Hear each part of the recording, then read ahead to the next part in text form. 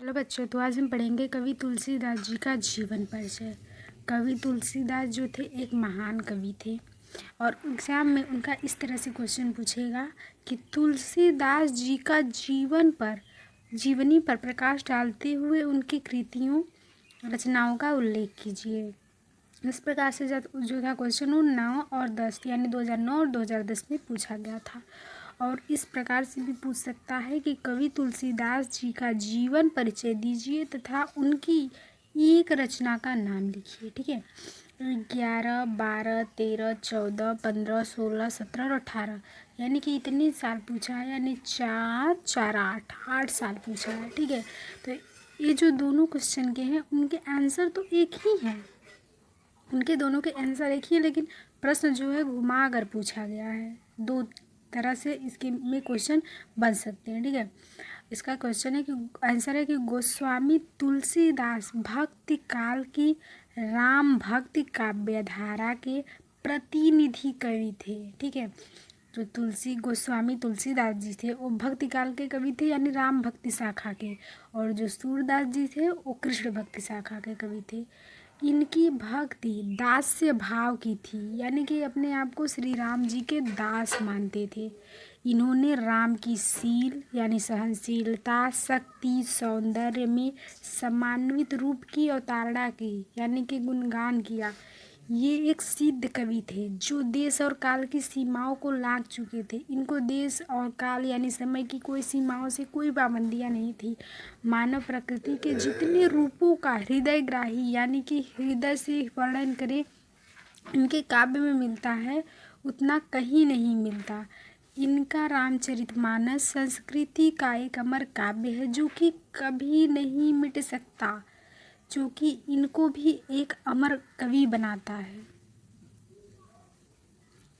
इनका जीवन परिचय देखते हैं कि तुलसीदास जी का जन्म 1532 ईस्वी भादव के महीने में शुक्ल पक्ष में, यानी कि जो एक महीने में शुक्ल पक्ष 15 दिन का होता है, 15 दिन का कृष्ण पक्ष, जिसे हम बोलते हैं कि 15 दिन जो होता है रात वो उजाले रहित होता है। ठीक है, उजाला होता है और 15 दिन उजाला नहीं होता है।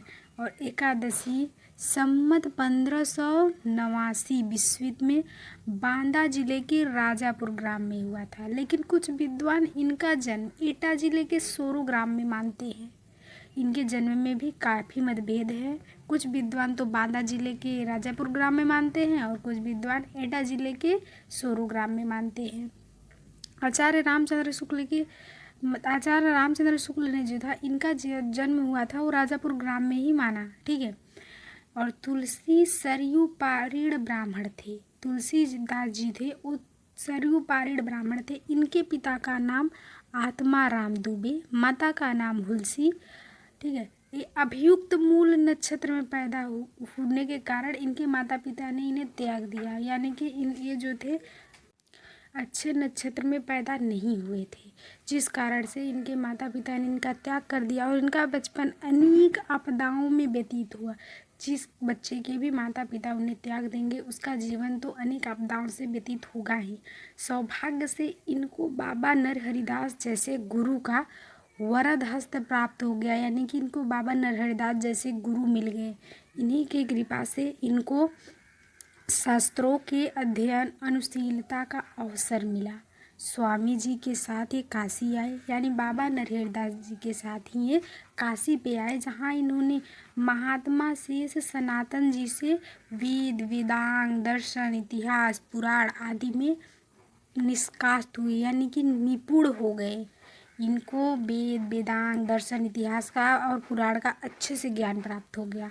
और तुलसीदास जी का विवाह दीनबंधु पाठक की सुंदर यानी बहुत सुंदर थी, और विदुषी यानी कि बहुत ही विद्वान थी। पुरुषों को विद्वान और स्त्रियों को विदुषी कहा जाता है। कन्या रत्नावली से हुआ। इनको अपनी रूपवती पत्नी से बहुत प्रेम था। ठीक है, इनको अपनी रूपवती पत्नी से अत्यधिक प्रेम था। एक बार इनकी पत्नी द्वारा बिना कहे मायके चले जाने पर आधी रात को आधी तूफान का सामना करते हुए अपने ससुराल जा पहुँचे। इस पर इनकी पत्नियों ने इनकी भर्त्सना की, यानी इनको दुत्कारा। और वो बोली कि अस्त चर्ममय देह मम तामे ऐसी प्रीत, यानी कि मेरी अस्थि हड्डियों की, चमड़े की ऐसे शरीर पे तुमको इतना प्रेम क्यों है? यदि तुम इतना प्रेम श्री राम जी की भक्ति पे लगाओ तो मैं भयभीत न होती, जिस प्रकार मैं इस समय भयभीत हूँ। अपनी पाली की यानी अपनी पत्नी की फटकार से तुलसीदास जी को वैराग्य हो गया। अपने अनेक तीर्थों का भ्रमण करते हुए ये राम के पवित्र चरित्र गायन करने लगे। ठीक है, अनेक तीर्थों पे भटकने लगे और राम जी के पवित्र चरित्र का एक गायन करने लगे। इनकी अधिकांश रचनाएं चित्रकूट, काशी और अयोध्या में ही लिखी गई है। काशी के 80 घाट पर सन 1623 ईस्वी में श्रावण शुक्ल पक्ष सप्तमी को 1680 विश्वद में इनका पार्थिव लीला का स्मरण हो गया, यानी इनका मृत्यु हो गया। और इनकी मृत्यु के संबंध में ये दोहा बहुत प्रसिद्ध है कि सम्मत 1680, 80 गंगा के तीर, श्रावण शुक्ला सप्तमी, तुलसी तजो शरीर, यानी कि सम्मत 1680 में 80 घाट पे श्रावण शुक्ला सप्तमी को इन्होंने अपने शरीर का त्याग कर दिया। इनकी कृतियाँ देखते हैं कि इनकी कृतियाँ और रचनाएं निम्नलिखित है। तुलसीदास जी द्वारा रचित 12 ग्रंथ प्रामाणिक माने जाते हैं, यानी कि ये माना जाता है कि तुलसीदास जी ने 12 ग्रंथ लिखे थे। इनमें रामचरितमानस प्रमुख है। इनकी रचनाओं का विवरण इस प्रकार है। श्री रामचरितमानस पहला है कि तुलसीदास जी का यह सर्वश्रेष्ठ ग्रंथ है और इसमें मर्यादा पुरुषोत्तम राम के पावन चरित्र द्वारा हिंदू जीवन के सभी महान आदर्शों की प्रतिष्ठा हुई है। दूसरा है विनय पत्रिका। इसमें तुलसीदास जी ने कलिकाल के विरुद्ध रामचंद्र जी के दरबार में पत्रिका प्रस्तुत की और यह काव्य तुलसी के भक्त हृदय का प्रत्यक्ष दर्शन है, यानी कि तुलसीदास जी के भक्ति का प्रत्यक्ष दर्शन है। प्रत्यक्ष दिखाता है कि तुलसीदास जी एक राम भक्त थे। और इन्होंने कवितावली भी लिखी थी। इस कवित्त सवैया में रचित श्रेष्ठ मुक्तक काव्य है। इसमें जो काव्य है वो मुक्तक है। ठीक है, इसमें रामचरित के मुख्य प्रसंगों का मुक्तकों के क्रम में वर्णन है और यह ब्रज भाषा में लिखा गया है।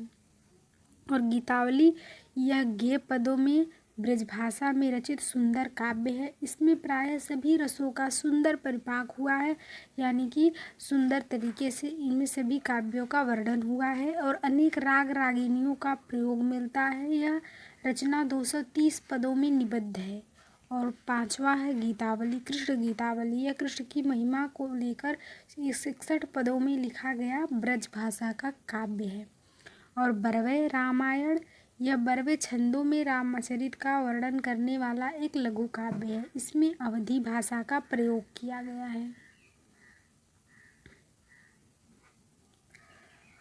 और 9वां है जानकी मंगल, नहीं 7वां रामलला नहछु, यानी कि इसमें क्या है सहलोक गीत शैली में सोहर छंदों की लघु पुस्तिका है। इसमें बहुत सारे सोहर लिखे गए हैं। जब कहीं बच्चे का जन्म होता है तो सोहर गाया जाता है, तो इसमें सोहर का ही वर्णन है जो इनकी प्रारंभिक रचना मानी जाती है। और 8वां है वैराग्य संदीपनी। इसमें संतों के लक्षण दिए गए हैं। इसमें 3 प्रकाश है। पहले प्रकाश में 6 छंदों में मंगल चरण है, दूसरे प्रकाश में संत महिमा का वर्णन है और तीसरे में शांति भाव का वर्णन है। और 9वां है जानकी मंगल। इसमें सीता जी और श्री राम जी के शुभ विवाह के उत्सव का वर्णन है। और 10वां है पार्वती मंगल। इसमें पूर्वी अवधि में शिव पार्वती के विवाह का काव्य में वर्णन है। और 11वां है दोहावली। इसमें दोहा शैली में नीति भक्ति राम महानमय और राम महिमा का वर्णन है। और रामाज्ञा प्रश्न, यह शकुन विचार की उत्तम पुस्तक है। इसमें 7 सर्ग हैं। ये थे कवि संत तुलसीदास जी के जीवन परिचय और उनकी जीवनी।